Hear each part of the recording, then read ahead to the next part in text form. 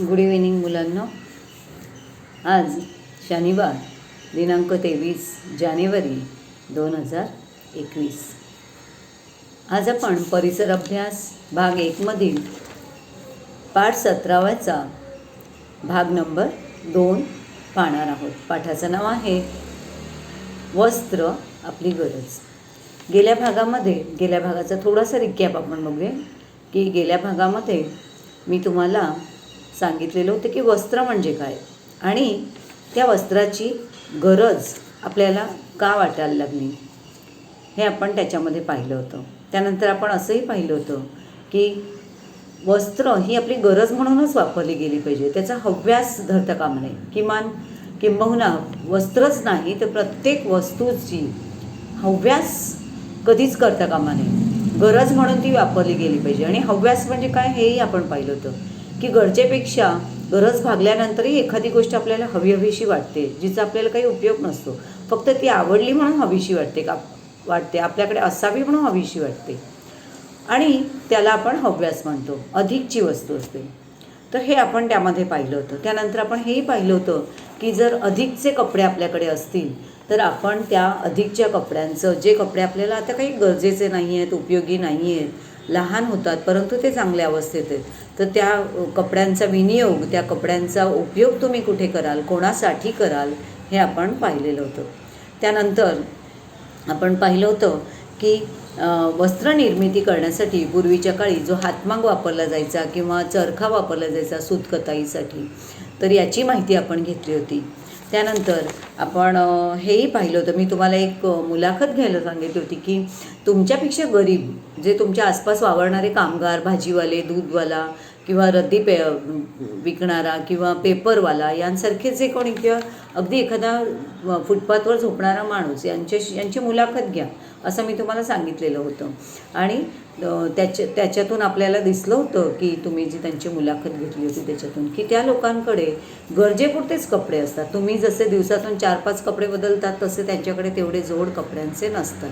मग अशा लोकांचा विचार करून आपल्यालाही गरजेपुरतेच वस्त्र, कपडे वापरणं गरजेचं आहे. त्यानंतर आपण हेही पाहिलं होतं की एखाद्या दुकानदाराची जर आपण मुलाखत घेतली तर त्या मुलाखतीमध्ये जे 11 प्रश्न आपण विचारले होते त्यांना की वस्त्रनिर्मिती कशी होते, ते वस्त्रनिर्मिती करताना त्या वस्त्रासाठी लागणारा कच्चा माल काय असतो, कुठल्या स्वरूपात असतो, तो कच्चा माल कुठून उपलब्ध होतो, त्यानंतर वस्त्रनिर्मिती जी आहे ती कशाद्वारे केली जाते, त्यासाठी मनुष्यबळ किती लागतं, वस्त्रनिर्मिती जर करायची असेल तर वेगवेगळ्या ऋतूमध्ये वेगवेगळ्या प्रकारची वस्त्र लागतात का, त्यानुसार निर्मिती करावी लागते का, कामगार जर हवे असतील वस्त्रनिर्मितीच्या कामामध्ये तर ते कुठून उपलब्ध होतील याचीसुद्धा आपण माहिती घेतली होती. आणि शेवटी आपण ही माहिती घेतली होती की या उद्योगामध्ये, वस्त्रनिर्मितीच्या उद्योगामध्ये सध्याच्या काळामध्ये, अलीकडच्या काळामध्ये येणाऱ्या समस्या कोणत्या, अगदी वस्त्रनिर्मिती करणाऱ्या कारखानदाराला येणाऱ्या समस्या आणि त्या वस्त्रांची विक्री करताना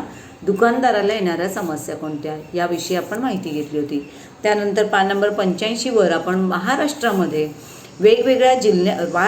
वेगवेगळ्या जिल्ह्यांमध्ये, म्हणजे कोल्हापूरमधील इचलकरंजीला, सोलापूरमधील चादरीला, त्यानंतर औरंगाबादमधील हिमरू शाल, नाशिकमधील येवल्याच्या साड्या, त्यानंतर पैठणमधील पैठण्या, ठाण्यामध्ये भिवंडी या ठिकाणी जो हातमाग किंवा वस्त्रोद्योग त्या ठिकाणी चालतो याची माहिती आपण घेतली होती.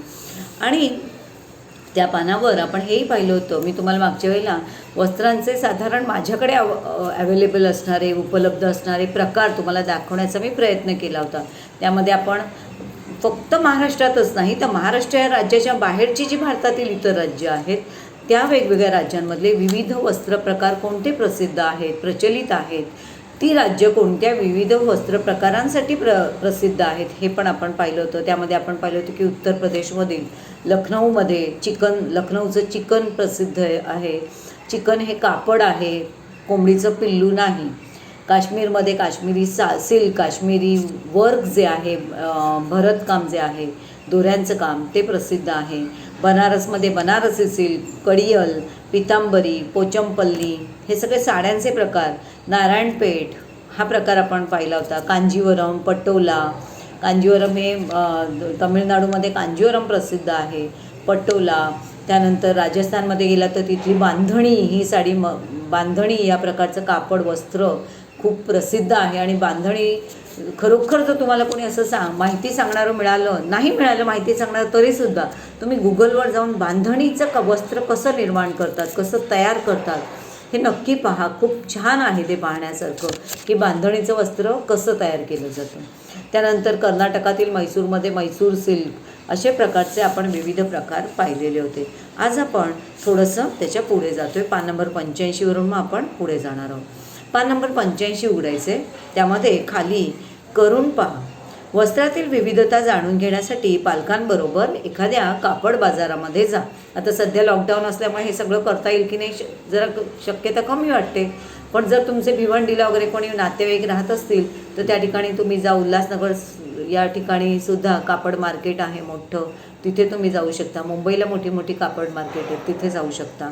तर त्या ठिकाणी जा आणि तिथे असलेल्या लोकांशी ह्या काही मुद्द्यांच्या आधारे चर्चा करा, माहिती घ्या. अशी माहिती देणार जर तुम्हाला कोणी भेटलं ना तर खरोखर त्याच्याकडून ह्या प्रकारचे प्रश्न विचारून त्यांना ही माहिती तुम्ही घ्या आणि लिहून ठेवा ती. वस्त्रांचे विविध प्रकार कोणते आणि त्यांची नावांची तुम्ही यादी करायची. वस्त्र म्हणजे कापड जी तयार केली जाते त्यांचे विविध प्रकार कुठले. आता कॉटन म्हणजे सुती कापड हे तर प्रसिद्धच आहे. हे फार पूर्वी काळच्या काळी सुती कापड, कॉटन म्हणजे सुती कापड वापरलं जायचं जे कापसापासून निर्मिती होते. त्यानंतर खादीची कापड निघालं, वस्त्र निघालं. हळूहळू करता करता कृत्रिम धाग्यांचे म्हणजे पूर्वी खादी, सुती आणि रेशमी या 3 प्रकारचीच वस्त्र विणली जायची. पण जसजसं आधुनिक काळ येत गेला, नवीन नवीन शोध लागले, तसतसं कृत्रिम धाग्यांपासून तयार केलेली वस्त्र तयार होऊ लागली.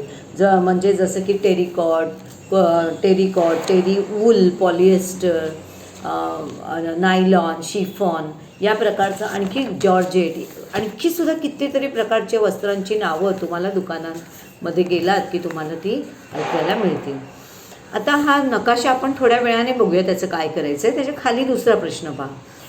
जी तुम्ही यादी कराल ना, म्हणजे वेगवेगळ्या वस्त्रांच्या प्रकारांची नावांची यादी जी कराल, त्यानंतर दुसरा प्रश्न विचारायचा आहे त्या दुकानदाराला की बालक, लहान लहान मुलं, मुली, तरुण, तरुणी, वृद्ध, पुरुष, स्त्रिया अशा वयोगटानुसार जर आपण वर्गीकरण केलं तर साधारण या कापडांचे वस्त्रप्रकार कोण अधिक वापरतो. जसं की आता आपण बघतो की अगदी लहान मुलं जी असतात, बालकं, अगदी ज्यांना आई वडील कपडे नेसवतात, घालतात ते, तर त्यांच्यासाठी जास्त करून आई वडील सुती, ते अंगाला टोचणार नाही, सुती, नरम, मुलायम असं सुती किंवा मलमलचं कापड वस्त्र असणारे कपडे त्यांच्यासाठी ते खरेदी करतात. कारण सुती कापड हे नेहमी आपल्या शरीराला खूपच फायदेशीर असतं, त्याचे कोणतेही परिणाम आपल्या शरीरावर होत नाहीत.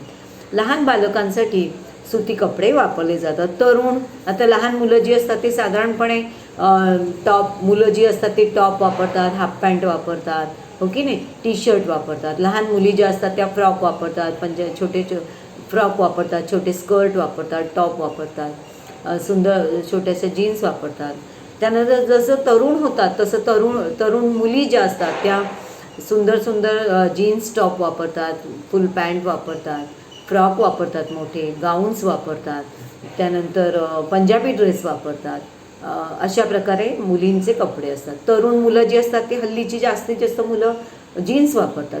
आता जीन्स हे कापड जे होतं ते खरं तर सांगायचं झालं तर जीन्स म्हणजे पूर्वीच्या काळी मंडप उभारायला जी ताडपत्री वापरली जायची किंवा जमिनीवर अंथरायला एखाद्या कार्यक्रमासाठी ताडपत्री जी वापरली जायची ती म्हणजे जीन्स. हळूहळू त्या जीन्सचा वापर ताडपत्री कमी आणि अंगावर घालायला पॅन्टी जास्त यासाठी त्याचा वापर होऊ लागला. तर हल्लीची सगळी तरुण पिढी जी आहे ते जीन्सचा वापर करताना दिसतो. पण मला एक तुम्हाला सांगायला आवडेल, जे इथे दिली नाही आहे माहिती, पण मला तुम्हाला सांगायला आवडेल की जीन्स जो प्रकार आहे तो फारसा आपल्या शरीरासाठी उपयुक्त आहे असं मला तरी वाटत नाही. याचं कारण असं की जीन्सचं कापड हे खूप जाड असतं, त्यामध्ये घाम जो आहे तो जास्त शोषला जात नाही. खूप जाड कापड असल्यामुळे बाहेरची हवा आपल्या शरीराला लागत नाही, स्किनला लागत नाही. आणि जीन्स जी आहे ती खूप मुलं मुली जी आहेत ती खूप जाड असल्यामुळे वरचेवर धुत नाही, 7-8 वेळा घालतात, 10-12 वेळा घालतात आणि मगच धुतात.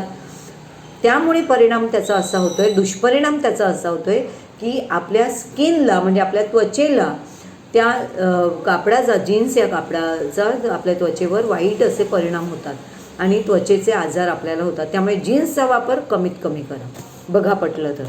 वृद्ध माणसं जी आहेत ती साधारण सदरा, कुर्ता, लेंगा, धोतर अशा प्रकारे सुती कापडांचा वापर करतात, बंडी वापरतात, शर्ट पॅन्टसुद्धा काही वेळा ते वापरतात.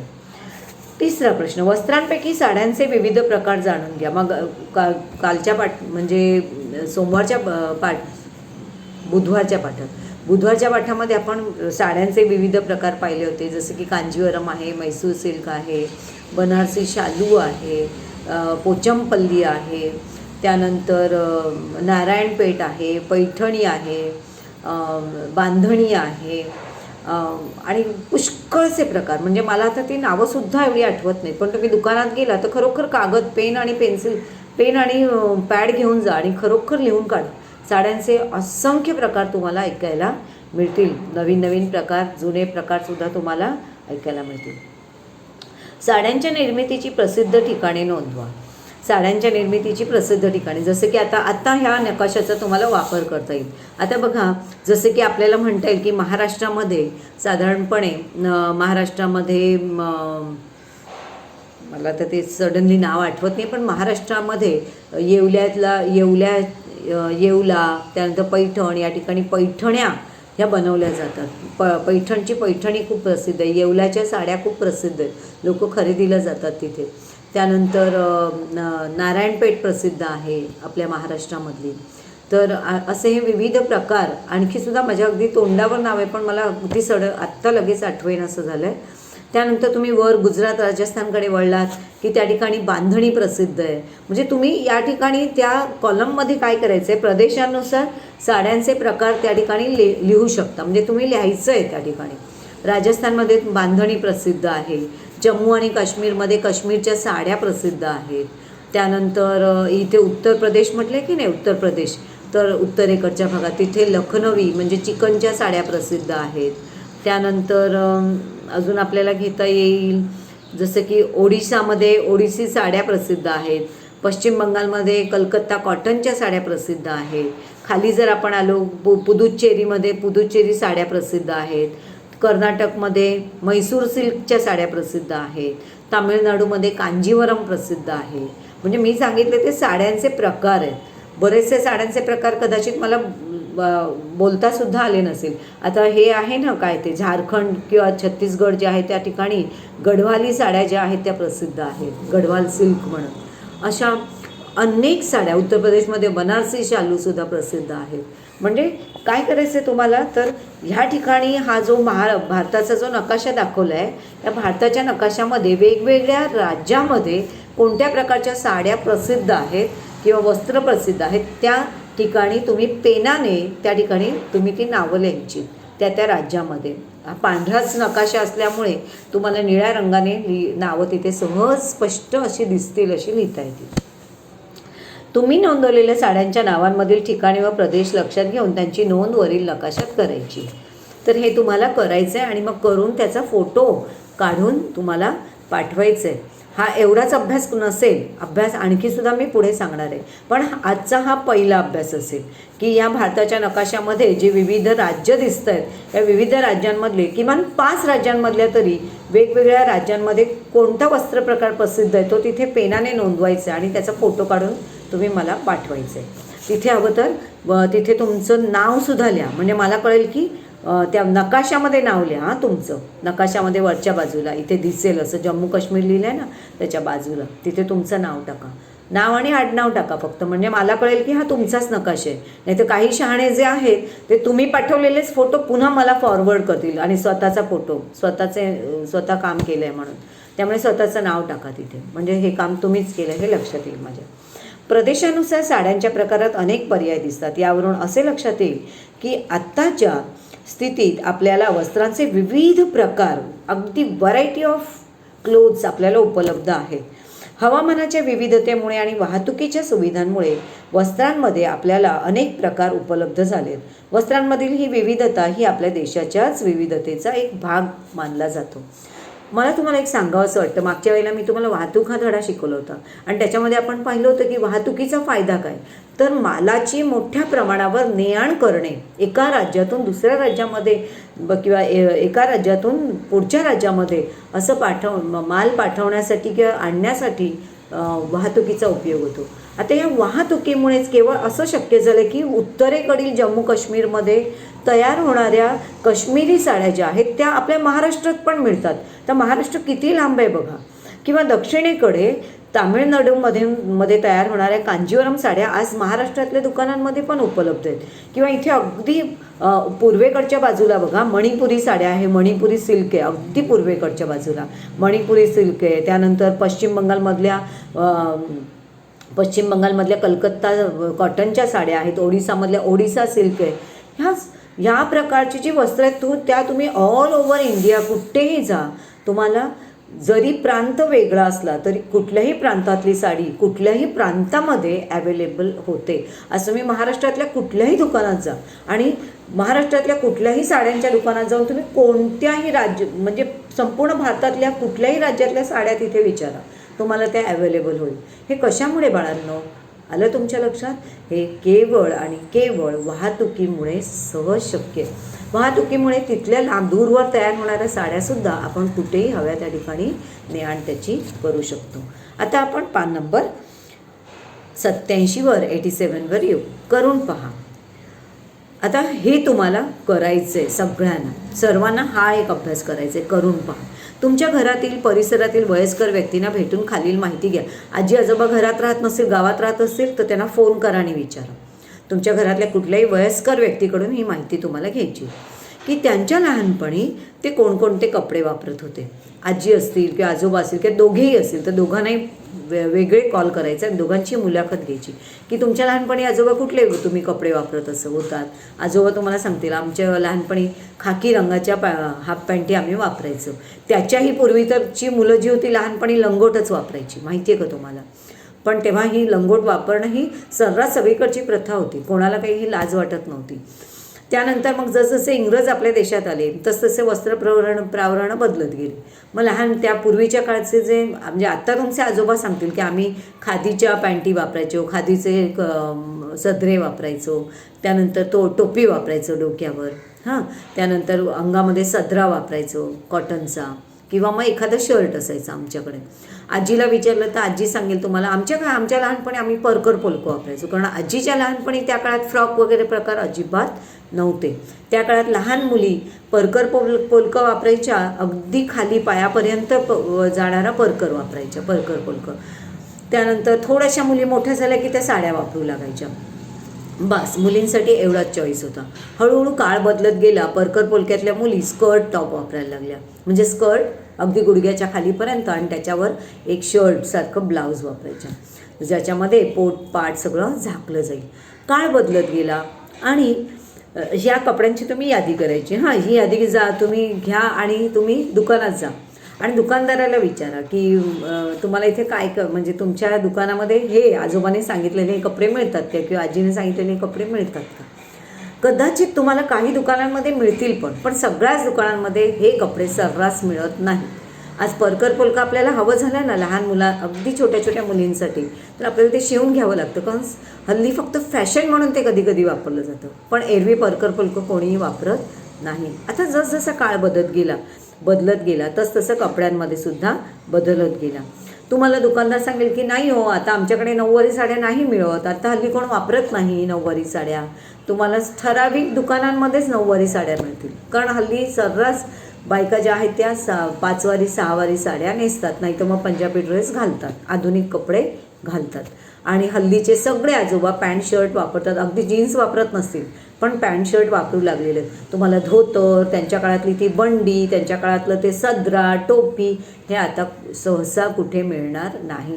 आता केवळ लग्नापुरतं वगैरे अगदी विधी वगैरे करेपर्यंतच कोणी धोतर नेसलं तर, किंवा फॅशन म्हणून तो नवरा धोतर नेसतो, ती नवरी जी असते ती नऊवारी साडी वापरते. नंतर आयुष्यभर ते कपडे त्या अंगाला लावत नाही, कारण ती फॅशन म्हणून वापरली जाते. तर हे कपडे हल्ली वापरले जात नाही जुन्या काळातले. हे कपडे भारतातील वेगवेगळ्या ठिकाणाहून येत असत. आता ह्या कपड्यांचा वापर का बंद झाला असेल? बघा, हळूहळू त्यानंतरच्या काळामध्ये असं झालं की इंग्रजांचं आगमन झालं, परदेशी लोकांचं आगमन आपल्या भारतामध्ये झालं. इंग्रज लोक जे होते ते कोट, टोप्या, पॅन्ट, शर्ट, टाय अशा प्रकारचे, हॅट, शूज, सॉक्स अशा प्रकारचे कपडे वापरायचे. त्यानंतर त्यांच्या ज्या स्त्रिया असायच्या, इंग्रजी बायका ज्या असायच्या, ब्रिटिश बायका, ह्या झगे वापरायच्या, म्हणजे मोठे मोठे गाऊन्स वापरायच्या. ते फॅशनेबल गाऊन्स असायचे, टोप्या वापरायच्या. आता आपल्या इथल्या बायका गाऊन्स तर वापरायला नाही लागल्या. आत्ता हल्ली आपण फॅशन म्हणून गाऊन्स पण वापरतो. परंतु हळूहळू काळानुसार आपण ह्या परदेशी लोकांच्या कपड्यांची नक्कल करू लागलो आणि त्यांच्यासारखे कपडे वापरण्याचा प्रयत्न करायला लागलो. हळूहळू जर जुने तुम्ही फोटो काढून बघितले तर आपल्या इथल्या लोकांनी सुद्धा सुटाबुटात फोटो काढलेले आपल्याला दिसते. आपल्याला डॉक्टर बाबासाहेब आंबेडकरांचे अनेक फोटो सुटाबुटातले दिसतात. म्हणजे अशा प्रकारे काय झालं तर जसजसा काळ बदलत गेला तसतसं येणाऱ्या कपड्यांची फॅशन, येणाऱ्या कपड्यांची पद्धत, येणाऱ्या कपड्यांचं टेक्स्चर, म्हणजे येणाऱ्या कपड्यांचं निर्मिती, प्रकार हे सगळं बदलत गेलं.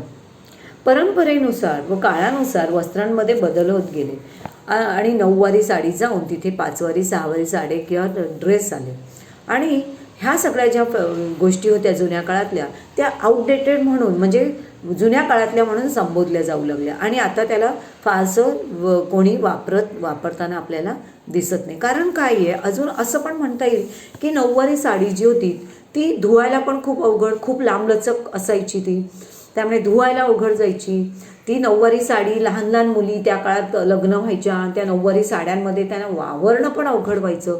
त्या स्वतःला सावरायच्या का 9वारी साडी सावरायची हे त्यांना अवघड व्हायचं. पण 6वारी साडी, 5वारी साडी, पंजाबी ड्रेस हे कसं आहे, आपल्याला घातलं, अंगावर ते घातलं की आपल्याला कसं वाटतं, सुटसुटीत वाटतं, वावरायला, काम करायला आपल्याला हलकं वाटतं, सोपं वाटतं.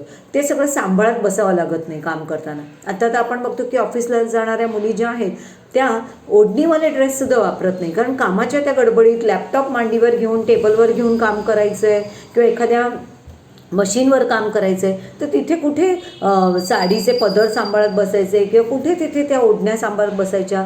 तर मग हल्लीच्या मुली ज्या आहेत त्या सुटसुटीत असे पॅन्ट आणि टॉप वापरतात.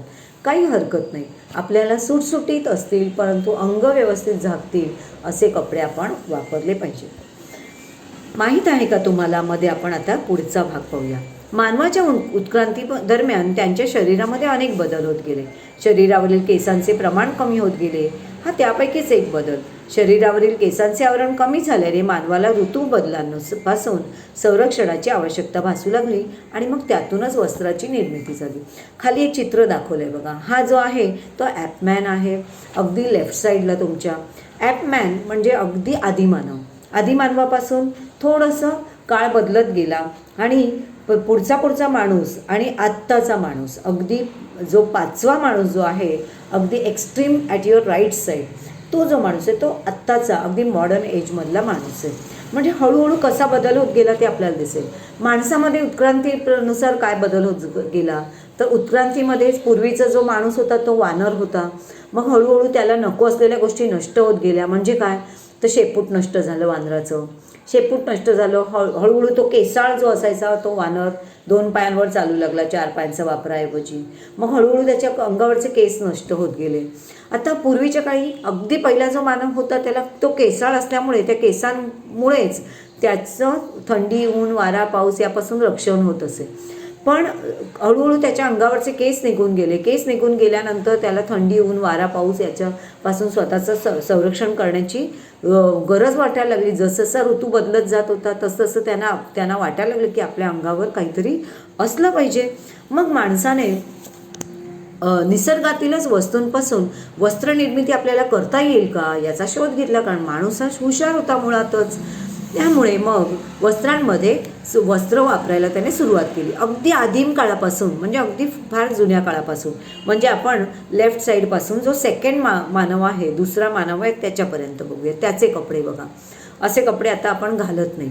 हे कपडे हे झाडाच्या सालीपासून तयार केलेले असायचे किंवा झाडांची सालं किंवा झाडांची पानं ती काढली जायची आणि ती एक हाडाच्या एखाद्या सुईने, हाडाची सुई वगैरे केलेली असायची. तुम्ही पाहिलं आहे पूर्वीच्या काळी कशा प्रकारची हत्यारं तयार केली जायची. तर त्या हाडांच्या सुईने ती पानं शिवायची किंवा ती झाडांची सालं शिवायची. आणि किंवा मग एखादा प्राणी मारल्यानंतर, त्याची शिकार केल्यानंतर त्याचं मांस तर खायचं, पण जे कातडं असायचं ते फेकून दिलं जात असे. मग माणसाला ती कल्पना सुचली की याचं कातडं शिवूनच आपल्याला आपल्या अंगावरची वस्त्रंसुद्धा निर्माण करता येतात. म्हणजेच त्या केसाळ प्राण्यांच्या कातडीपासून तो स्वतःची वस्त्रनिर्मिती करू लागला आणि त्या केसाळ वस्त्रांमुळे त्याचं सगळ्या थंडीपासून, बर्फापासून, उन्हापासून, या सगळ्यापासून त्याचं रक्षण होऊ लागलं. पुढे पुढे शिकार करून मारलेल्या जनावरांचं कातडं तो वस्त्र म्हणून वापरू लागला. कापसासारख्या वनस्पतींपासून सूत तयार करण्याची कला अवगत झाल्यावर सुती कापडाचा वापर होऊ लागला. हळूहळू म्हणजे आता जो मधला माणूस आहे ना त्याच्याकडे बघा, म्हणजे हा आपण म्हणता येईल की आपले अगदी देवादिक वगैरे जे होते की ना त्याच्या आधीचा काळ किंवा तेव्हापासूनचा काळ. आपले देवांची जर तुम्ही फोटो पाहिल्या, देवी देवता यांच्या अंगावर वस्त्र आहेत, बरोबर की नाही. म्हणजे त्या काळामध्ये वस्त्राचा शोध लागलेला होता. इतकंच नाही तर कापसापासून सूत बनवता येतं आणि ते सूत विणून त्याचं सलग असं वस्त्र निर्माण करता येतं असा शोध लागला. आणि जसा कापसापासून सुती वस्त्राची निर्मिती करता येते ह्याचा शोध लागला, तसं माणूस कापसाचं शेती करू लागला आणि कापसापासून लांब लचक अशी वस्त्र निर्मिती करू लागला. आणि पूर्वीच्या काळातली आपण फोटो जर बघितले तर आपल्याला दिसतील की ते वस्त्र पूर्वीच्या काळी शिवले जात नसत, तर ते अंगावर गुंडाळले जायचे. कारण त्यावेळेला वस्त्र शिवून कापून त्याची कपडे तयार करतात याचा शोध तोपर्यंत लागलेला नव्हता. आपण पाहिलं तर जुन्या काळातले मूर्त्या वगैरे आपण बघितलं तर त्यांच्या अंगावर उपरणं दिसतं किंवा एखादं वस्त्र अंगाभोवती गुंडाळलेलं दिसतं आणि कमरेला एखादं वस्त्र धोतर वजा किंवा पंचा वजा लावलेलं दिसतं. स्त्रिया, पूर्वीचे देवी देवतासुद्धा जर तुम्ही बघितल्या तर त्यांच्या अंगावर वस्त्र म्हणून नऊवारी साड्यांसारखे कपडे तुम्हाला दिसतील. तर अशा प्रकारे हळूहळू वस्त्रनिर्मिती व्हायला लागली, तसं सुती कपड्यांचा वापर वाढला.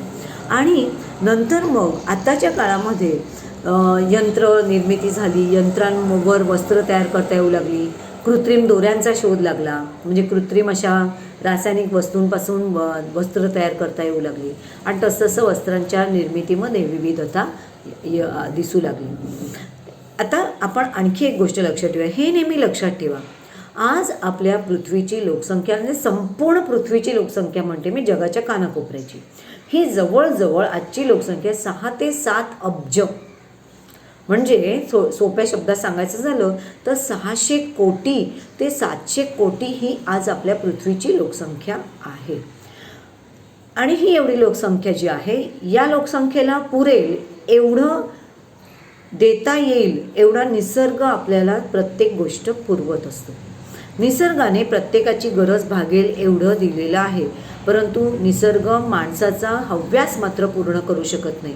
मनुष्याने आपल्या गरजांना प्राधान्य दिले पाहिजे, तरच निसर्ग आपल्या सर्वांचा सांभाळ करू शकेल. हे खूप महत्त्वाचं आहे बाळांनो. आता जे मी सांगते ते कान देऊ नाही का. असं आहे की पृथ्वीची लोकसंख्या 600 ते 700 कोटी आहे, म्हणजे दिवसेगणिक ती वाढतच जाते, कमी होत नाही आहे. आणि निसर्ग जो आहे तो निसर्ग आपल्याला भरभरून देतोय, म्हणजे खायला अन्न देतोय, फळं देतो, फुलं देतो, वापरायला वस्त्र देतोय, पाणी देतोय, सगळंच निसर्ग आपल्याला पुरवतोय. काय नाही असं नाही, निसर्ग आपल्याला भरभरून देतोय, बरोबर की नाही. आणि आपण काय करतोय तर निसर्ग जेवढं देतोय तेवढं घेऊन ते वापरून त्याच्यात समाधानी होणं हे आपल्याला काही जमत नाही आहे. माणूस हा प्राणी पूर्वीपासून खूपच हावरट, लोभी, लालची, हव्यासी आहे. मग होतं आहे असं की गरज नसतानाही, वस्तूंची गरज नसतानाही ती वस्तू जी आहे ती मिळवण्यासाठी आज प्रत्येक माणूस धडपडतोय, म्हणजे निसर्गाकडून ओरबाडून घेतोय. निसर्ग एक फळ देतोय ना, माणसाला एक फळ घेऊन गप्प नाही बसायचं, म्हणजे एका फळामध्ये पोट भरतंय त्याचं, पण त्याला एक फळ घेऊन गप्प नाही बसायचं. त्याला वाटतं हे अख्ख्या झाडाची फळं माझी असली पाहिजेत. मग तो त्या झाडावर चढतो आणि गदा फांद्या हलवतो आणि सगळी फळं ती ओरबाडून घेतो. हे मी फळांचं उदाहरण दिलं आहे, पण जर उदाहरण द्यायचं झालं तर आज आपण निसर्गाकडून अक्षरशः ओरबाडून त्याला नष्ट करून, त्याला मारून, त्याला ठार करून आपण सगळ्या वस्तू त्याच्याकडून हिसकावून घेतोय असं म्हटलं तरी काही वावगं नाही होणार. एक उदाहरण देते. आज समाजातील एक ठराविक वर्ग जो आहे, तो ठराविक वर्ग जो आहे तो अतिशय श्रीमंत आहे. आपल्यालाही हे सगळ्यांना माहिती आहे की एक ठराविक वर्ग जे आहे, आज आपण म्हणू की आपल्या संपूर्ण पृथ्वीवरच एक श्रीमंत वर्ग आणि एक गरीब वर्ग असे दोन वर्ग नक्कीच निर्माण झालेले आहेत. जसे की टाटा, बिर्ला, अंबानी, हे जे सगळे आहेत ते अतिशय श्रीमंत. त्यानंतर क्रिकेटर्स जे आहेत, प्लेयर्स जे आहेत, सिने ॲक्टर्स जे आहेत, फिल्ममध्ये वगैरे काम करतात, हे अतिशय श्रीमंत. ही एका बाजूला अशी माणसं आहेत, तर दुसऱ्या बाजूला अगदी हमाल, भाजी विक्रेता, रस्त्याच्या कडेला झोपलेला भिकारी, अगदी झोपडपट्ट्यांमध्ये राहणारे गरीब, अशी लोकं आहेत. म्हणजे दोन वेगवेगळे वर्ग आहेत आपल्या आज या पृथ्वीवर. दोन प्रकारचे समाज आपल्याला दिसतात, एक श्रीमंत समाज आणि एक अतिशय गरीब समाज. आता श्रीमंत समाजाची सवय काय आहे ते मी तुम्हाला सांगते. त्यांना असं आहे की त्यांच्याकडे खूप पैसा आहे.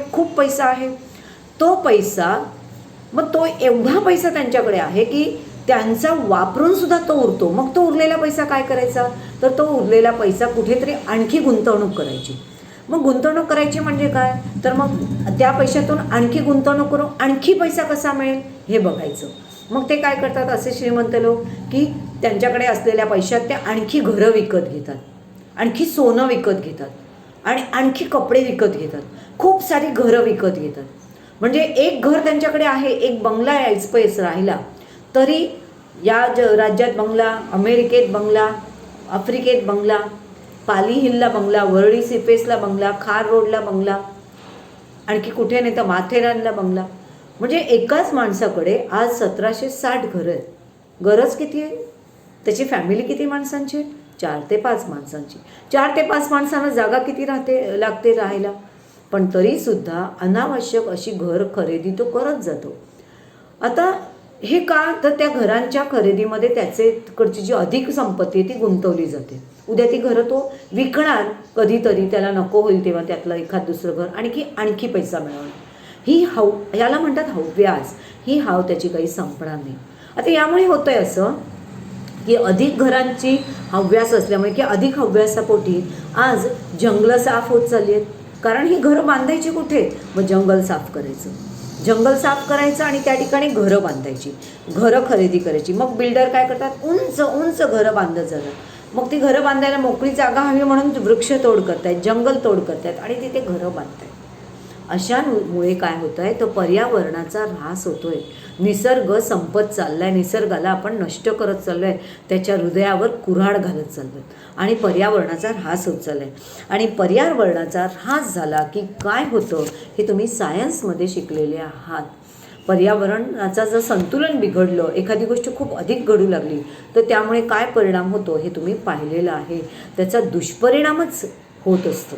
आणि ह्यामुळे आपण या हव्यासापोटी आपण काय करत असतो, तर निसर्गाचं नुकसान करत असतो, पर्यावरणाचं नुकसान करत असतो आणि लवकर आपण ह्या पृथ्वीला काय करणार आहोत, नष्ट करण्याच्या मागे लागलेलो आहोत. कारण आपल्याला माहिती आहे पर्यावरणाची हानी झाली की निसर्गाची हानी झाली की पर्यावरणाची हानी होणार आहे. पर्यावरणाची हानी म्हणजेच प्रदूषण जास्त म्हणजे आपल्याला आजार जास्त. मग आपण तरी जिवंत राहणार आहोत का. म्हणजे शेवटी ज्या पर्यावरणाचा ऱ्हास आपण करतोय ते पर्यावरण, ऱ्हास झालेलं पर्यावरण, ऱ्हास झालेला निसर्ग, ऱ्हास झालेलं हे जंगल एक दिवस आपल्याच जीवावर उठणार आहे. तर वेळीच आपल्याला सावध झालं पाहिजे. मुंबई हे कापड गिरण्यांसाठी जगातील प्रसिद्ध ठिकाण होतं एकेकाळी. आतासुद्धा, पण एकेकाळी खूप प्रसिद्ध ठिकाण होतं. मुंबई या बेटावरील हवामान हे दमट असल्यामुळे या ठिकाणी लांब धाग्याचं कापड तयार करणं सुलभ होतं. मुंबई ही आपल्या भारताची आर्थिक राजधानी आहे. भारताची राजधानी आहे दिल्ली, पण मी म्हटलं मुंबई ही भारताची आर्थिक राजधानी. आर्थिक राजधानी म्हणजे भारतातले जास्तीत जास्त उद्योगधंदे किंवा जास्तीत जास्त पैशांची उलाढाल, व्यापारधंद्याची उलाढाल ही मुंबईमध्ये होते. कारण मुंबई हे एक खूप जुनं असं वैभवशाली बंदर आहे. मुंबईला समुद्रकिनारा लाभलेला आहे, त्यामुळे इथल्या बंदरांवरून मालाची ने-आण करणं समुद्रमार्गे हे जास्त सोपं जात होतं पूर्वीच्या काळापासून. आणि मुंबई हे समुद्रकिनारी वसलेलं असल्यामुळे इथलं हवामान दमट आहे. दमट म्हणजे ओलसर आहे. तर या ओलसर हवामानामध्ये कापूस निर्मिती पण चांगली होते आणि कापसापासून जो दोरा तयार होतो तो लवकर तुटत नाही. त्यामुळे मुंबईमध्ये कापड निर्मितीचा उद्योग जो आहे तो मोठ्या प्रमाणावर पूर्वीच्या काळापासून सुरू झाला. अगदी म्हणजे आपल्याला असं म्हणता येईल की अगदी 17व्या-18व्या शतकापासून मुंबईमध्ये कापड निर्मिती सुरुवात झाली. आपली जी पहिली कापड गिरणी जी आहे ती जमशेदजी टाटा यांनी उभारलेली होती. तर त्या काळापासून वस्त्रनिर्मितीचं हे केंद्र झालं आणि मुंबईमध्ये वस्त्रनिर्मिती व्हायला लागली. जगामध्ये संपूर्ण जगामध्ये आपल्याला म्हणता येईल की इंग्लंड देशामध्ये मँचेस्टर नावाचं एक शहर आहे. त्या मँचेस्टर शहर हे मँचेस्टर वस्त्रासाठी अतिशय प्रसिद्ध होतं पूर्वीच्या काळी. तसंच मुंबईला भारताचं मँचेस्टर सिटी म्हटलं जायचं कोणी एकेकाळी. आणि जास्तीत जास्त कापड गिरण्या ह्या मुंबईमध्ये होत्या. आता त्या कापड गिरण्या दुर्दैवाने खूपच कमी होत चालल्या आहेत, कारण मुंबईतला वस्त्रनिर्मिती उद्योग जो आहे तो हळूहळू कमी होत चालला आहे आणि गुजरातमध्ये तो वाढत चाललेला आहे. कापड उद्योगाच्या भरभराटीमुळे भारताच्या विविध प्रदेशातून या मुंबईमध्ये रोजगारासाठी लोक येऊ लागले. अगदी भारताच्या कानाकोपऱ्यातून अगदी इथे वस्त्रनिर्मिती करण्यासाठीच्या गिरण्या असल्यामुळे, कापड गिरण्या असल्यामुळे इथे खूप पूर्वीपासून लोक येऊन इथे राहू लागले, इथे वस्ती करू लागले. कारण इथे त्यांना काम मिळत होतं, त्यांची रोजीरोटी इथे चालत होती, रोजगार मिळत होता त्यांना कापड गिरण्यांमध्ये आणि म्हणून ते इथे राहत असत. आणि तेव्हापासून मुंबई हे भारतातील आर्थिक घडामोडीचे महत्त्वाचे केंद्र बनले. म्हणजे ह्याला जवळजवळ 300 ते 400 वर्षांपासून मुंबई हे कापड उद्योग निर्मितीचं एक मोठं असं केंद्र म्हणून प्रसिद्धीस आलेलं होतं. आता आपण पान नंबर 88कडे जाऊ. आपण हळूहळू या पाठाच्या शेवटाकडे येतोय. जरा डोकं चालवा, तुम्हाला चालवायचं आहे. हवामानातील बदलानुसार वेगवेगळ्या प्रदेशात वापरण्यात येणाऱ्या कपड्यांमध्ये बदल होतात. जम्मू काश्मीरमध्ये अतिशय गार हवामान असतं. कुठल्याही सीझनमध्ये जा आणि थंडीमध्ये तर तिथे बर्फच पडतो आणि इतर सीझनमध्ये गारठा असतो. तर तिथले लोक जे आहेत ते जाडजूड लोकरी कपडे जास्त वापरतात, लोकरी शाली जास्त वापरतात. जसं जिथलं हवामान जसं आहे त्या ठिकाणचे लोक त्या ठिकाणी उपयोगी अशी वस्त्र वापरत असतात. राजस्थान या ठिकाणी वाळवंट जास्त आहे, उष्ण प्रदेश जास्त आहे, त्यामुळे तिथले लोक जे आहेत ते ढगळ आणि सुती कपडे, बांधणी, सिल्कचे कपडे जास्त वापरतात. महाराष्ट्रामध्ये तर आपल्याला माहीतच आहे, महाराष्ट्र जो आहे तो समुद्रकिनारी आहे, त्यामुळे इथले लोक जे आहेत ते दमट हवामानाला साजेसे असे सुती आणि थंडीच्या दिवसात लोकरी कपडे वापरतात. केरळमध्ये तिकडचे लोक जर आपण पाहिले तर लुंगी वापरतात, कारण तिकडे अतिशय उष्ण प्रदेश, म्हणजे तिकडे उष्णताही जास्त असते केरळमध्ये आणि म्हणून तिथले लोक जे आहेत ते सुती कपडे वापरतात. सुती पांढऱ्या साड्या, सुती लुंग्या, शर्ट असे ते वापरत असतात.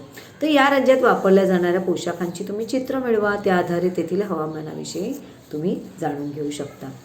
तर आज आपला हा धडा इथे संपतोय. आज आपण या धड्यामध्ये काय काय शिकलो? वस्तूंची गरज नसताना त्या हव्याशा वाटणे याला हव्यास म्हणतात. तुम्हाला हव्यास करायचा नसेल तर तुमचं कपाट साफ करायचं आहे. त्या कपाटात तुम्हाला नको असलेल्या ज्या वस्तू मिळतील, वस्त्र आणि इतर वस्तू पण, त्या दुसऱ्या गरजवंताला देऊन टाका. गरजेनुसार वस्तूचा वापर करायचा. निसर्गाने दिलेल्या वस्तूंचा गरजेनुसार वापर करा. निसर्ग आपल्याला देतोय म्हणून ओरबाडून घेऊ नका. जेवढं तुम्हाला हवं आहे तेवढंच निसर्गातून घ्या. दररोज जेवढं लागतं तेवढंच घ्या निसर्गातून. उद्या लागणार आहे तो उद्या घ्या. म्हणजे कढीपत्त्याचं झाड जर अंगणात आहे तर त्याच्या भरपूरशा फांद्या तोडून आणून फ्रीजमध्ये ठेवू नका. रोज तुम्हाला किती कढीपत्ता लागतो? 4 ते 5 पानं. मग त्या झाडाची 4 ते 5च पानं काढा. उद्या हवी तर परत उद्या काढा. पण ते झाड अंगणात आहे म्हणून त्याला ओरबाडून काढू नका. हे एक उदाहरण दिलं मी तुम्हाला. आपल्या देशातील विविध प्रदेशांना वैशिष्ट्यपूर्ण वस्त्रनिर्मितीची परंपरा आहे, हे पण आपण शिकलो. देशातील वस्त्रांमधील विविधता नकाशाच्या साहाय्याने आपण समजून घेतलेली आहे. आज तुम्हाला हा स्वाध्याय करायचा आहे. स्वाध्यायामध्ये उपक्रम तुम्हाला करायचा नाही आहे. प्रश्न क्रमांक 1, प्रश्न क्रमांक 2 आणि प्रश्न क्रमांक 3 हे तीनही प्रश्न तुम्हाला सोडवायचे आहेत आज. त्यानंतर आणखी एक प्रश्न मी तुम्हाला सांगितला आहे, परत एकदा आठवण करून देते. पान नंबर 87वर करून पहामध्ये तुम्हाला तुमच्या आजी आजोबांशी बोलायचं आहे आणि त्यांना हे खालील प्रश्न विचारून त्यांची उत्तरं, त्या प्रश्न आणि उत्तरं असं तुम्हाला लिहून तेही तुम्हाला पाठवायचं आहे. आणखी एक अभ्यास सांगितला तो म्हणजे पान नंबर 86वर जो नकाशा आहे त्या नकाशामध्ये, भारताच्या नकाशामध्ये विविध प्रांतांमध्ये कोणकोणत्या प्रांतात कोणकोणते वस्त्रप्रकार प्रसिद्ध आहेत हे तिथे तुम्हाला पेनाने लिहायचं आहे आणि त्याचा फोटो काढून तुम्हाला पाठवायचं आहे. त्या नकाशामध्ये तुमचं नाव मला दिसेल अशा ठिकाणी टाका. तर हे 3 अभ्यास मी तुम्हाला दिला आहे. पान नंबर 86वरचा नकाशा फिलअप करा.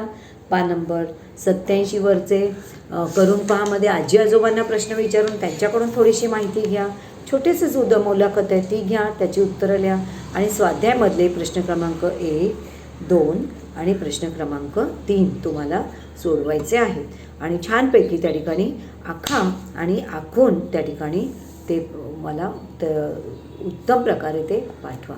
तर अशा प्रकारे आय होप की तुम्हाला आपल्या वस्त्रनिर्मितीबद्दल आणि वस्त्रांबद्दल अधिकची माहिती तुम्हाला नक्कीच मिळालेली आहे. आणि आपल्यामध्ये जर हव्यास असेल तर तो हव्यास आजपासूनच काढून टाका. गरजेपुरत्याच सगळ्या वस्तू वापरा. आई बाबा देतायत किंवा देत नसतील तरीसुद्धा ओरबाडून त्यांच्याकडून कुठलीही वस्तू घेऊ नका. जेवढी गरज आहे तेवढंच घ्या. पाण्याला 1 बाटली लागते, 1च बाटली असू द्या. आणखी 4 बाटल्यांचे रंग आवडले म्हणून त्या आणून गर्दी करू नका, कारण त्या दुसऱ्या कोणा गरीबाला वापरता येतील. हे नेहमी लक्षात ठेवा. तर अशा प्रकारे आज आपला हा पाठ जो आहे तो पूर्ण झाला आहे. मी तुमच्या अभ्यासाची वाट बघते आहे. तुम्हाला तिथे अभ्यासाच्या खाली तुमचं नाव लिहायचं आहे, भूगोल असं लिहायचं आहे, तर मला तपासणं सोपं जाणार आहे. समजा भूगोल असं तुम्ही उल्लेख केलेला नसेल तर तो अभ्यास मी ओपन करूनसुद्धा पाहणार नाही, एवढं मात्र नक्की. So stay safe, stay at home. Good bye.